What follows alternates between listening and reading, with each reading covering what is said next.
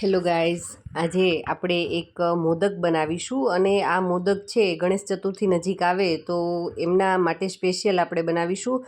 અને આ મોદક બનાવવા એકદમ સહેલા છે અને બસ બિલકુલ ઓછી સામગ્રી અને ઘરમાં જ રહેલી વસ્તુનો ઉપયોગ કરી અને આપણે આ સરસ મજાના મોદક બનાવીશું.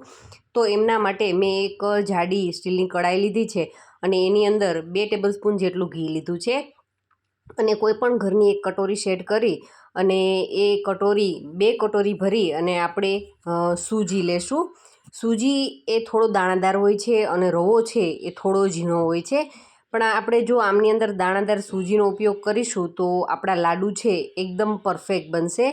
તો 2 બાઉલ ભરી અને સૂજી લીધો છે તો તમે જોઈ શકો છો એકદમ એ દાણાદાર છે. અને જો તમારી પાસે સૂજી ના હોય તો તમે રવાનો ઉપયોગ કરી શકો છો. પણ આમનાથી સૂજીને કારણે લાડુનું રિઝલ્ટ છે એ સારું આવશે, એમનું ટેક્સચર છે એકદમ પરફેક્ટ રહેશે. તો હવે આમને આપણે 2 થી 3 મિનિટ માટે આ રીતે થોડા એવા ઘીની અંદર જ આપણે ચલાવવાનું છે. અને આપણે ગેસની ફ્લેમ પર ખાસ ધ્યાન આપવાનું છે. ગેસની ફ્લેમ બિલકુલ જ લો રાખવાની છે અને લો ફ્લેમ પર જ આપણે એમને કૂક કરવાનું છે. અને એ કૂક થાય છે ત્યાં સુધીમાં વચ્ચે વચ્ચે આપણે ચલાવતા રહીશું અને ત્યાં સુધીમાં સાઈડમાં આપણે બીજી તૈયારી કરીએ. તો મેં અત્યારે પોણો આ બાઉલ ભરી અને ખાંડ લીધી છે. તમારે એથી થોડીક ઓછી લેવી હોય તો પણ લઈ શકો છો. અને એમની અંદર મેં 3 થી 4 નંગ જેટલી એલચીનો ઉપયોગ કર્યો છે. તો આ જુઓ તમે અત્યારે ખાંડનો પાવડર થઈ અને આવી ગયો છે. તો હવે એમને એક બાઉલમાં કાઢી લઈએ અને મિક્સી જારની અંદર આપણે આ સ્ટફવાળા લાડુ બનાવીશું, અંદર ફિલિંગવાળા.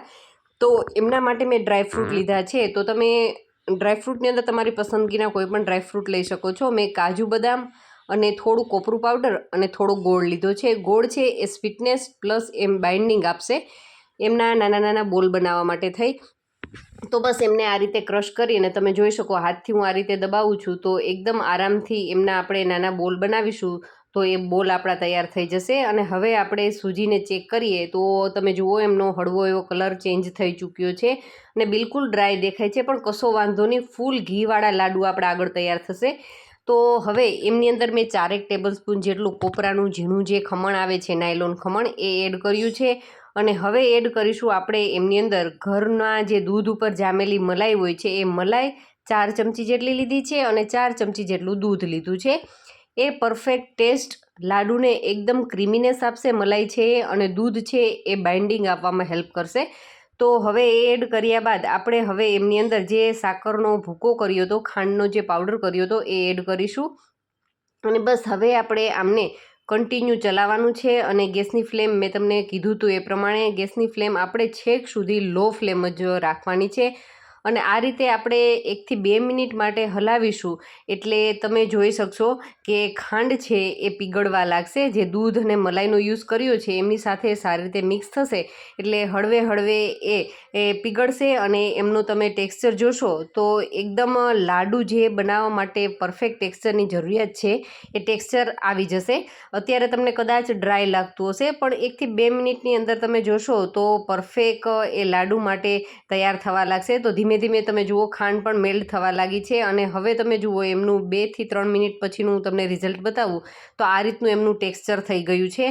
અને ઓલમોસ્ટ એ કૂક પણ સારી રીતે થઈ ગયું છે. અને દૂધ છે એ પણ એકદમ ઘટ થઈ, મલાઈ પણ ઘટ થઈ અને માવાના રૂપમાં એ રૂપાંતરિત થઈ ગયું છે.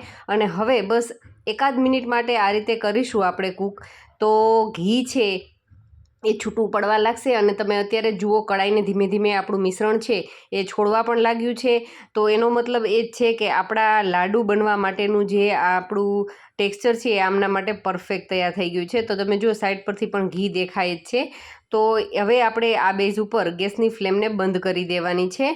અને હવે આપણે આપણા લાડુવાળું જે મિશ્રણ છે એમને એક પ્લેટની અંદર કાઢી લેશું. જો એ જ વાસણમાં આપણે ઠંડુ થવા દેશું તો કદાચ એ વધારે વાસણ ગરમ હોવાના કારણે એ વધારે પડતું કઠણ થઈ જશે.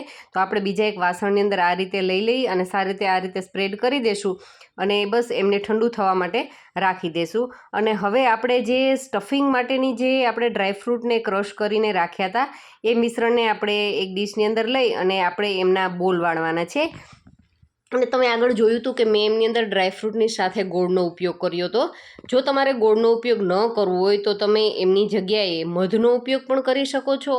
અથવા તો જે ખજૂર આવે છે અને ખજૂરમાં ખાસ પોચો ખજૂર યુઝ કરો તો વધારે સારું.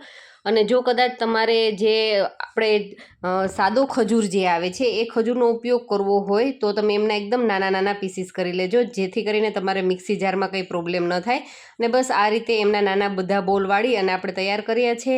અને હવે આપણું મિશ્રણ પણ હળવું એવું ઠંડુ થઈ ગયું છે કે એટલું આપણે ઠંડુ થવા દેશું કે આપણો હાથ છે એ ધગે નહીં, દાજે નહીં, એનું ખાસ ધ્યાન રાખવાનું. બસ એટલું મિશ્રણ ઠંડુ થવા દેવાનું છે અને સાવ બિલકુલ ઠંડુ નહીં થવા દઈએ. અને તમે જુઓ તો અત્યારે આપણું મિશ્રણ છે થોડું ઘટ થઈ ગયું છે, તો બસ આ રીતે આપણે હાથની મદદથી મસળી લેશું એકાદ મિનિટ માટે, એટલે પરફેક્ટ લાડુ માટેનું આપણું ટેક્સચર છે એ તૈયાર થઈ ગયું છે. અને તમે જુઓ આપણે ઘી 2 જ ચમચી યુઝ કર્યું છે, છતાં પણ હાથમાં આ રીતે ઘી આવી ગયું છે, કારણ કે આપણે જે મલાઈ યુઝ કરી હતી એમને કારણે આપણા લાડુ છે એકદમ ઘીવાળા અને ક્રીમી ટેક્સચરવાળા તૈયાર થયા છે. અને બસ હવે આપણે એક નાનું પોર્શન લઈ અને મોદક માટેનું જે મોલ્ડ આવે છે એ મોલ્ડની અંદર આપણે એમને ફિલ કરવાનું છે. હળવે હાથે આપણે એમને ફિલ કરતા જશું અને વચ્ચેના ભાગ આવે ત્યાં સુધી આપણે એમને ફિલ કરી અને વચ્ચે આપણે જે સ્ટફિંગ માટેના નાના નાના બોલ તૈયાર કર્યા હતા એક બોલ આની અંદર આપણે મૂકી દેવાનો છે. અને ઉપરથી વળી પાછું આ રીતે આપણે ફિલિંગ છે એ સારી રીતે દબાવી અને બસ એમનો મોદકનો સારો એવો શેપ આવે એટલું પ્રેસ કરીશું. અને આપણે ઘીથી ગ્રીસ કર્યું હતું એટલે અનમોલ્ડ કરવામાં પણ પ્રોબ્લેમ નહીં થાય. અને કદાચ તમારી પાસે જો આ મોલ્ડ ન હોય તો આપણે આગળ હાથથી બનાવેલા લાડુ પણ જોશું. તો બસ હવે એમને આપણે આરામથી ખોલી અને ધીમે ધીમે આપણે એમને જોઈએ તો બસ જુઓ તમે પરફેક્ટ અને એકદમ આરામથી મોદક સરસ મજાનો એકદમ સફેદ કલરની સાથે, એમ છતાંય સારી રીતે આપણો રવો પણ કૂક થઈ ગયો હતો, કારણ કે આખા ઘરની અંદર જ્યારે એ બનતો હતો ત્યાં લાડુ ત્યારે એમની સુગંધ છે એ આખા ઘરની અંદર પ્રસરતી હતી. એનો મતલબ છે કે આપણું આ લાડુ માટેનું ટેક્સચર છે એ સારી રીતે કૂક પણ થઈ ગયું છે. અને મેં તમને કીધું હતું એ પ્રમાણે આપણે હાથથી આ લાડુ બનાવીએ તો આપણું થોડુંક ફિલિંગ લઈ અને વચ્ચેના ભાગે આપણે બનાવેલા બોલને આ રીતે રાખી અને બસ બંને હથેળીઓની મદદથી આ રીતે હળવે હળવે પ્રેસ કરીશું એટલે એકદમ પરફેક્ટ ગોળ સરસ મજાનો આપણો લાડુ છે એ તૈયાર થઈ ગયો છે, તમે જોઈ શકો છો. તો મિત્રો, તમે કેવા કેવા પ્રકારના લાડુ છે ગણેશ ચતુર્થીની અંદર બનાવો છો એ મને ખાસ જરૂરથી કમેન્ટ કરજો, અને હું પણ એ લાડુ બનાવવાની કોશિશ કરીશ. અને હવે આ લાડુની ઉપર તમને જે ગમતું હોય, ડ્રાયફ્રૂટ છે, રોઝ પેટલ્સ છે, કોઈ પણની મદદથી તમે એમને ગાર્નિશ કરી શકો છો અને એમની મજા લઈ શકો છો. ખરેખર આવા લાડુ ગણપતિ બાપાને ધરવામાં આવે તો ગણપતિ બાપા પણ ખુશ થઈ જાય અને ઘરના સભ્યોને ખવડાવવામાં આવે તો એ પણ આ લાડુની ડિમાન્ડ તો વારે વારે કરશે જ. જો મિત્રો તમને મારા વિડીયો ગમતા હોય તો પ્લીઝ વિડીયોને લાઇક જરૂરથી કરજો, અને ચેનલને હજુ સુધી સબસ્ક્રાઈબ ન કરી હોય તો પ્લીઝ ચેનલને પણ જરૂરથી સબસ્ક્રાઈબ કરી લેજો. અને મારા વિડીયોને તમારા ફ્રેન્ડ્સ અને ફેમિલી જોડે શેર પણ કરતા રહેજો. અને આ લાડુને વચ્ચેથી કટ કરીને જોઈએ આપણે તો પરફેક્ટ લાડુનું આપણે વચ્ચે ભરેલું સ્ટફિંગ પણ દેખાય છે. Thank you for watching this video.